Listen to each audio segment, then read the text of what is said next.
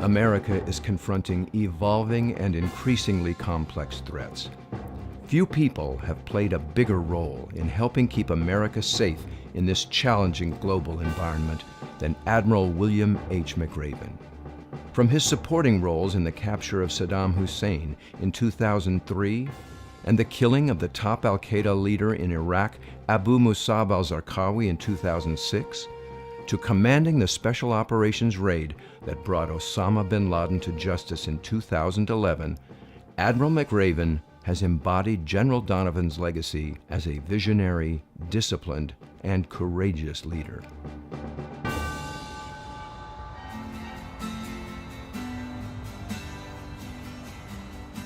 Born into a military family, Bill McRaven learned the importance of hard work and good character from his parents. My father was a fighter pilot in World War II in Korea, and his father was a doctor in both World War II and World War I. So I come from a long line of soldiers, and my mother was an Air Force wife for 26 years. Both my mother and my father instilled in me a sense of personal responsibility and respect for others. I was always told to be responsible for my actions. They didn't accept excuses, and I was taught not to give any. Bill McRaven took his parents' values to heart and used them to dedicate himself to breaking his high school's 1-mile track record. I learned early that if you set goals and work very hard, you can achieve those goals. Even if you aren't the most talented guy on the track team or the basketball team or the football team or in school or in the SEAL teams. Work hard and it pays off. After graduating high school, Admiral McRaven attended the University of Texas on an ROTC scholarship, where he majored in journalism. I had a great time at the University of Texas, but got a good military education as well.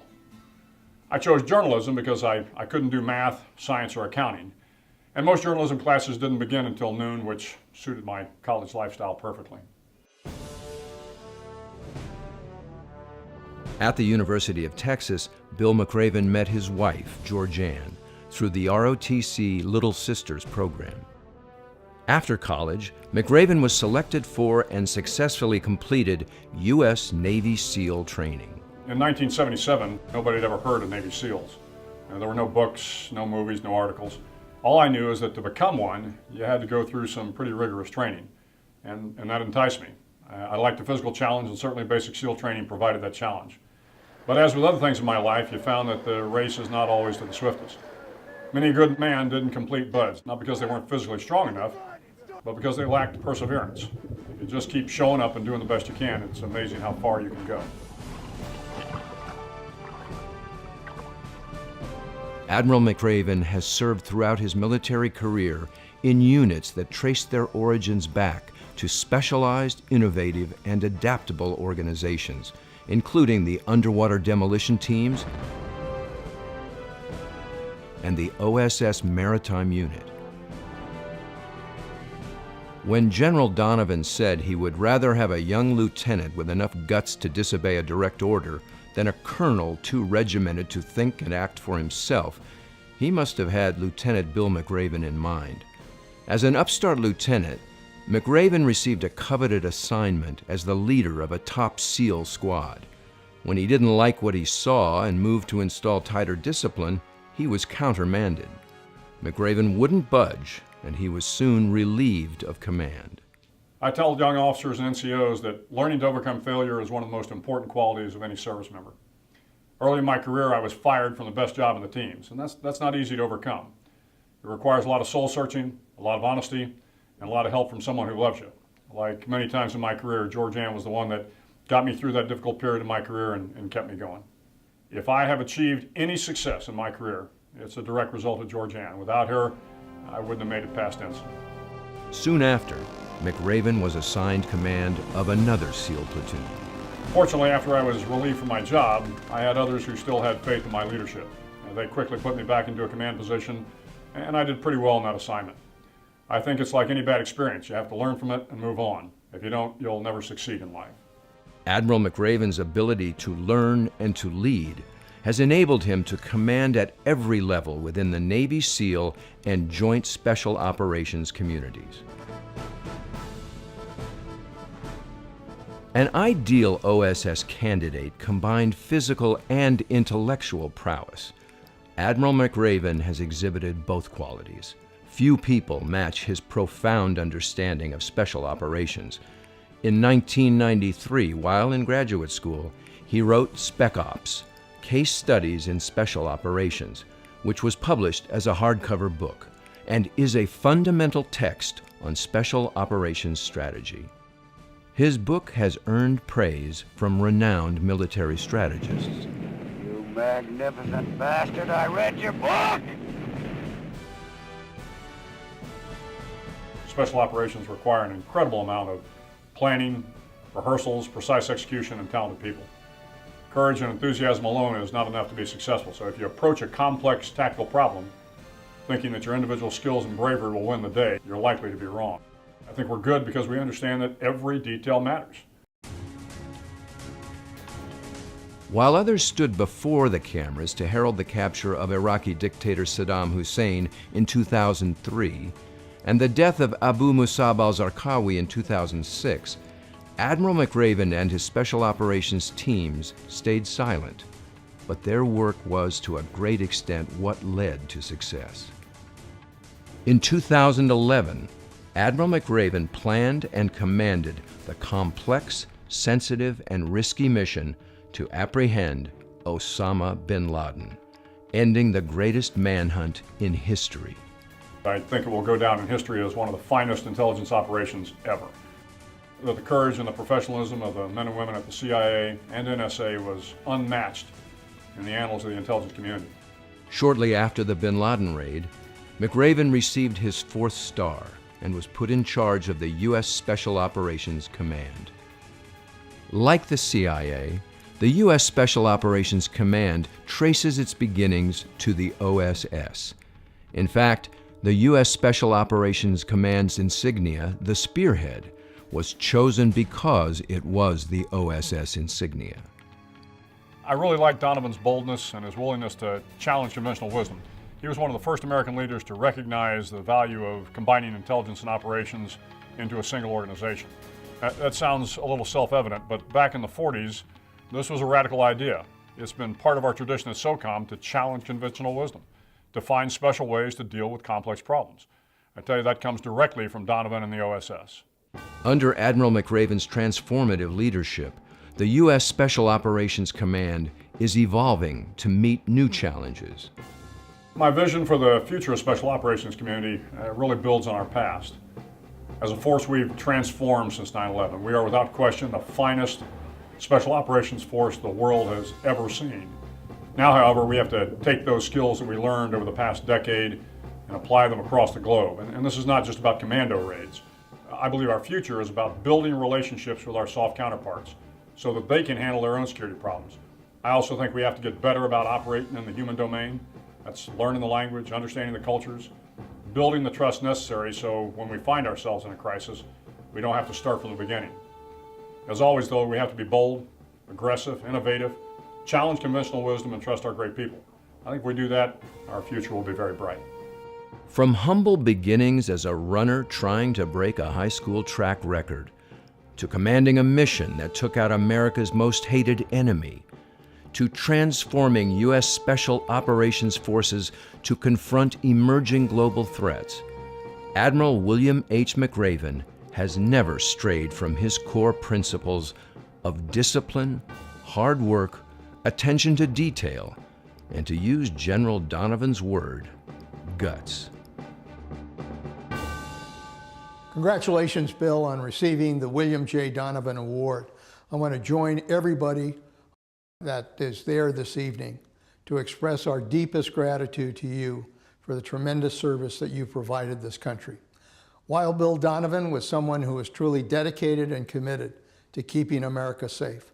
And I can't think of anybody who has done a greater job at ensuring that the United States of America would be safe for the future. Your work on Special Forces has been extraordinary in building Special Forces as a unique operations team for the United States.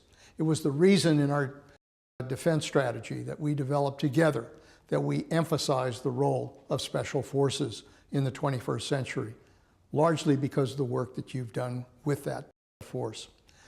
In addition, the bond between our military and intelligence capabilities has been truly improved, and I think represents the kind of partnership that has made this country even stronger. We did a lot of operations together. When I was CIA director, I had the opportunity to work with you time and time again. But most importantly, on the operation to get bin Laden. As you know, there were lots of risks involved in that operation. But I think the key to that was the confidence that we had in the ability of your forces to complete that mission, and you did. Thanks, Bill, for all you've done for this country. Thanks for all you've done to try to ensure that we stay safe for the future. You are a true American hero. Congratulations. I can think of no more deserving recipient of this year's Donovan Award than Admiral McRaven. Bill's accomplishments embody the audacity, courage, and creativity that defined General Donovan, the OSS, and their military successors, today's Special Operations community. One of the best decisions I made as Defense Secretary was selecting Bill McRaven to take over the Joint Special Operations Command in 2008. At JSOC, Bill continued and enhanced the fusion of intelligence and special operations. Night after night, with great precision and skill, Bill's JSOC teams devastated and demoralized the Taliban leadership and helped create the conditions necessary for a successful transition to Afghan security responsibility. When it came time to bring justice to Osama bin Laden, it naturally fell to Bill McRaven to plan and lead the military mission. While it was certainly a nerve-wracking night in the White House on May 1st, 2011, we also drew comfort from the fact that Bill McRaven was at the helm, a confidence that proved to be entirely justified and deserved. For the past 2 years, as SOCOM commander, Bill has led our military special operations community as it transitions from an era defined by Iraq and Afghanistan to a range of direct and indirect missions across the globe, and all at a time of shrinking budgets and sharper elbows in Washington, D.C.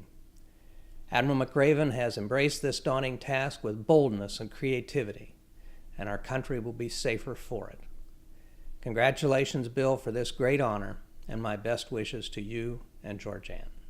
Hello, everybody, and hello, Bill. And congratulations on being recognized for your lifetime of service. After the raid against bin Laden, the entire world learned about your extraordinary leadership. It was, I know, more attention than you probably ever wanted as a quiet professional. Tonight, I want to thank you on a personal level for your discipline, professionalism, and patriotism, which I've seen myself. As I've said before, even with all the intelligence we possessed, none of us knew for certain that bin Laden was in that compound. It was maybe a 50-50 proposition. But I made the decision I did. I gave the order to go in because I had 100% confidence in you and in your team. In all those months of preparation, your focus, your attention to detail was unmatched. You always gave me your best military advice. And through it all, you never wavered in your number one priority, the safety of those under your command. I sensed it as we watched the mission unfold second by second.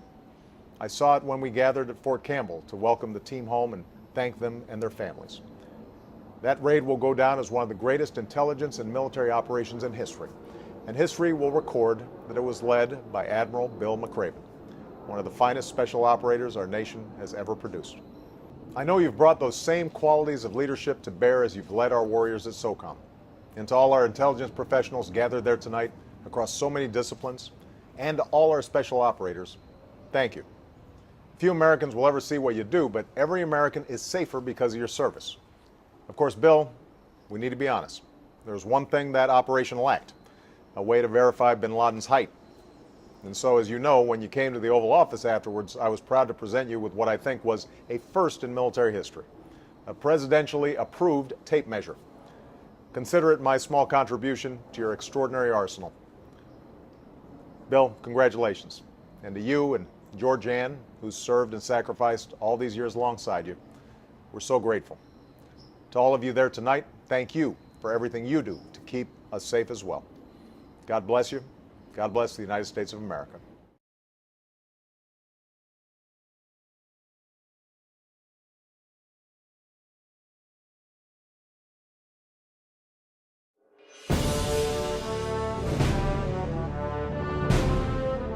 Ambassador Hugh Montgomery is one of the greatest linguists in the history of the CIA. He speaks 8 languages fluently and can communicate in another half dozen.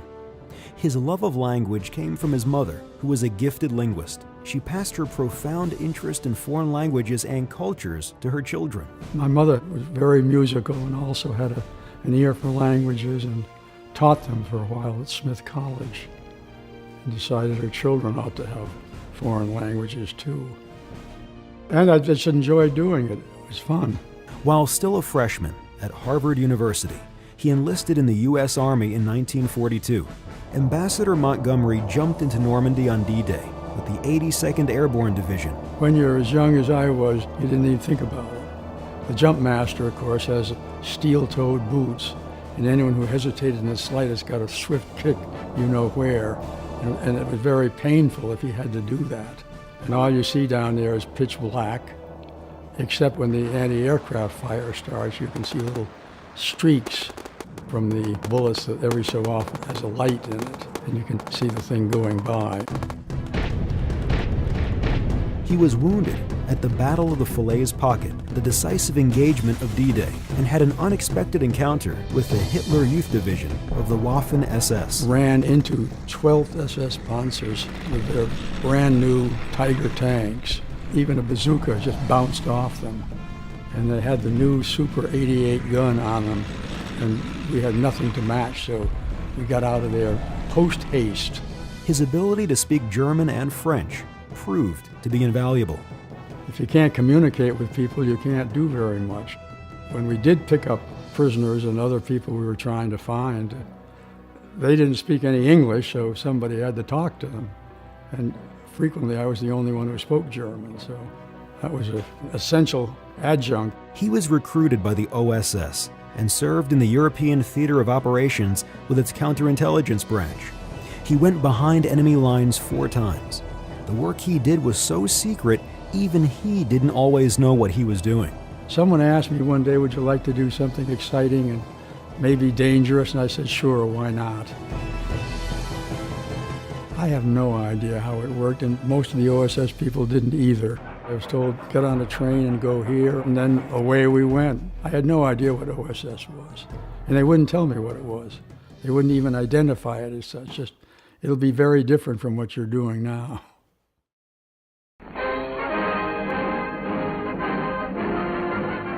I was in a special section, and we were organized in special counterintelligence detachments and made up mostly of linguists, but of all kinds of experts. We spent a great deal of our time with General Patton's Third Army because they were the most active and on the go, and it was in their zone that we could get through the lines because they moved so fast and so irregularly that you could slip through at night. Working for OSS founder Wild Bill Donovan was exciting, challenging, and rewarding. He liked his boys, as he called them, took good care of them. Everybody loved him. He had a very rich vocabulary, too, as an Irishman. He wanted to be where the action was because of his expertise and because of his relationship with FDR. He called them his sturdy legs. And so he wanted him in Washington, and he relied heavily on him for his intelligence. During Hugh Montgomery's time in the OSS, he searched for atomic scientists, took over a secret German intelligence radio station in the Carinthian Alps, and liberated the concentration camp at Buchenwald. We saw the barbed wire from quite a ways away, and we knew what we'd stumble across once you smelled it and saw all of the bodies stacked up around and just dead bodies everywhere. And all these people were standing at the gate, those who were able to do so. And they then pulled down the flag and gave it to me, the big SS flag that was flying over the camp. Some of the guards had taken off into the woods nearby, and when they saw Americans, they wanted to surrender to us, and we could not take them with us. The prisoners themselves, the ones that were still able to stand and walk around, they said, please give the guards to us and we'll take care of them. And I'm sure they did. Ambassador Montgomery was one of the first Americans in Berlin after the war. Berlin was a wreck, certainly the center of the city, been bombed back to the Stone Ages, literally. Some streets were just impassable. It made life very difficult to get from one place to another. You had to wait until they literally plowed one lane through the streets. On one mission to the remote mountains of Western Austria, he met his future wife, Anne-Marie. Although they were unable to communicate for almost 3 years after World War II, she was able to come to the United States after Congress passed the War Brides Act in 1948. They were married for 66 years. After the war, he returned to Harvard on the GI Bill, where he received 3 degrees, including a PhD in Romance languages and literature. He taught at Harvard until he was persuaded by Richard Helms to join the CIA in 1952, serving in a variety of Eastern and Western European posts. Started off again in Berlin, and we were in Berlin 8 or 9 years. Athens, Paris, Moscow, Vienna, 10 years in Rome. Like George Washington, he had the gift of being in the right place at the right time for some historic events, like the Penkovsky case, the Achille Lauro terrorist attack, and the Berlin Tunnel. Dug a tunnel in Berlin in 1955 and went into East Germany and tapped all the Soviet communication lines from Germany to Moscow. That was a very successful operation. The tunnel was discovered after 16 months, and we were listening to them. We had microphones in the tap chamber, and we're listening to the Germans talk about, wow, I wonder who did this, and so forth, until they finally found the microphone and disabled it. Ambassador Montgomery not only left a lasting legacy on the CIA, but also on the State Department's Bureau of Intelligence and Research that traces its creation to the OSS Research and Analysis Branch. Hugh Montgomery had an extraordinary career in the CIA and did much to advance the role of intelligence as an intelligence officer. Then in 1981, President Reagan appointed him to head the State Department's Intelligence Service, Intelligence and Research, which we knew as fondly as INR. I'd call him one of the founding fathers of the CIA. Really has devoted his entire life to the CIA, and he was just a fountain of information about the CIA and everything it did. Ambassador Hugh Montgomery held some of the most senior positions in the intelligence community. He retired from the CIA in March 2014 after 63 years of exemplary service. The jobs you've taken on were tough. They were understated. You performed them with honor and dignity, but thoroughness.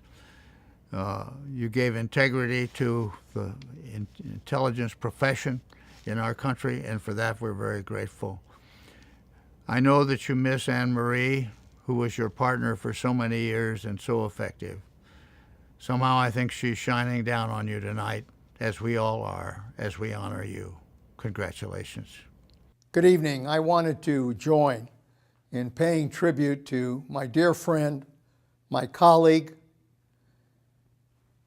and most importantly, my paisano, Ambassador Hugh Montgomery. I can't think of anyone who more deserves the Donovan Award than Hugh. He's dedicated his entire life, going back to World War II, to the intelligence services and to protecting this country. His experiences, his dedication, the deployments that he has done, he has an incredible career of giving back to the country. When I was director of the CIA, Hugh put together volumes on our liaison relationships and the importance of our working with our liaison partners in providing the very best intelligence for this country. My father, when there was someone special, would say that that person is a buon uomo, which means a good man in Italian. Believe me, Hugh Montgomery. He's an uomo bonissimo, the very best. I only wish, Hugh, that I could be there, particularly with my dog Bravo, who's about your age now. And I have a feeling that both of you are going to continue to live for a very long time. And that is to our benefit. So, molti grazie per tutto and buona fortuna. For the rest of you, that means many thanks and good luck on a great future. Thank you, Hugh. The 2015 William J. Donovan Award recipient, Ambassador Hugh Montgomery, was and is an ideal OSS candidate, a Harvard PhD who can handle himself in a bar fight.